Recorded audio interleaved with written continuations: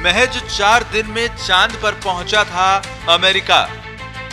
रूस को भी बस 4 ही दिन लगे थे, लेकिन चंद्रयान 3 यानी भारत को चांद पर पहुंचने में लगेंगे 42 दिन।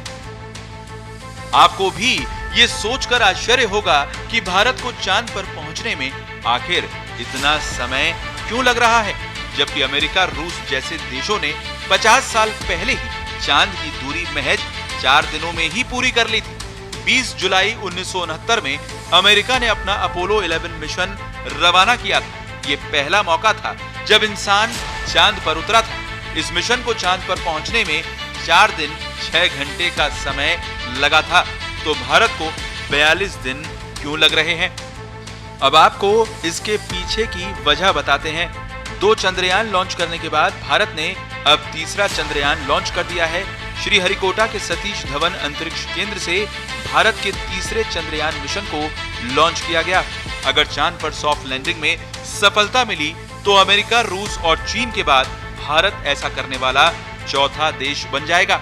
चंद्रयान 3 अपने लॉन्च के लगभग 1 महीने बाद चंद्र कक्षा में पहुंचेगा। इसके लैंडर विक्रम और रोवर के 23 अगस्त को चंद्रमा पर उतरने की संभावना है, यानी चंद्रयान 3 को चांद पर पहुंचने में 1 महीने से भी ज्यादा का समय लगेगा। लेकिन क्यों? इसका जवाब रॉकेट की डिजाइनिंग, इस पर खर्च होने वाले ईंधन और चंद्रयान की स्पीड में छिपा है। स्पेस में लंबी दूरी तय करने के लिए यान को ले जा रहे रॉकेट की तेज स्पीड और सीधे प्रक्षेपण पथ की जरूरत होती है।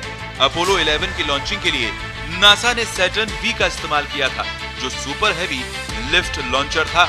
ये प्रति घंटा 39,000 किलोमीटर की यात्रा कर सकता है। इसके अलावा इसमें 43 टन भारवाहक क्षमता थी। चांद की 3,84,000 किलोमीटर की दूरी को तय करने के लिए नासा के रॉकेट ने 4 दिनों का वक्त लिया था। हालांकि इसमें आर्थिक पहलू भी है। उस दौर में नासा ने $185 मिलियन की रकम इस मिशन पर खर्च की थी।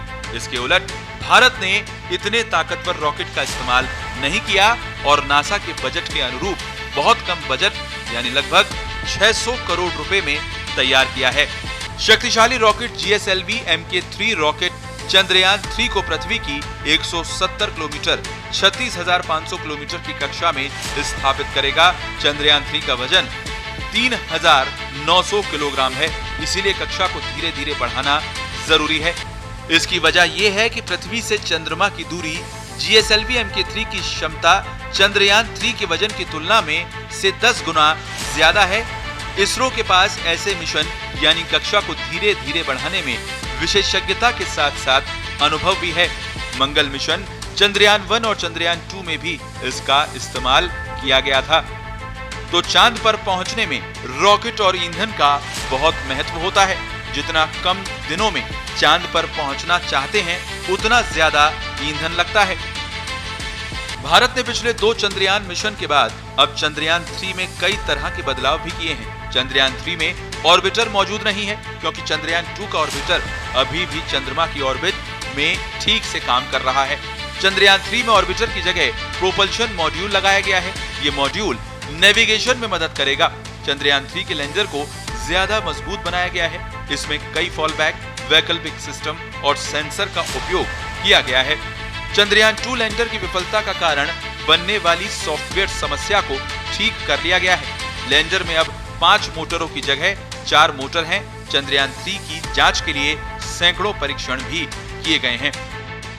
स्पेशल रिपोर्ट, पत्रिका टीवी।